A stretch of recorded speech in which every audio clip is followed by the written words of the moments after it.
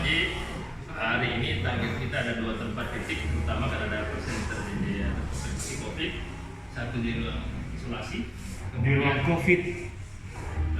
nanti akan kita menuju ke ruang operasi.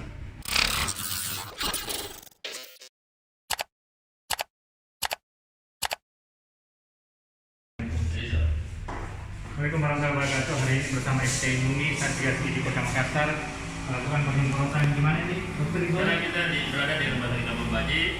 Hari ini target kita ada 2 tempat titik, terutama karena ada pasien terjadi infeksi COVID. Satu di ruang isolasi, Di ruang COVID.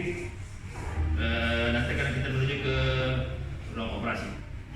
Pokoknya kita selalu semangat, pokoknya jangan patah semangat, Ya. pakai masker, jaga jarak, dan sering cuci tangan.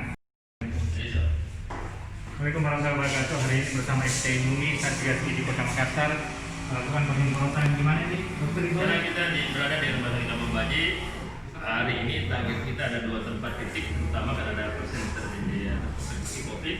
Satu di ruang isolasi, Di ruang COVID. nanti akan kita menuju ke ruang operasi. Pokoknya kita selalu semangat, pokoknya jangan patah semangat, Ya. pakai masker, jaga jarak, dan sering cuci tangan.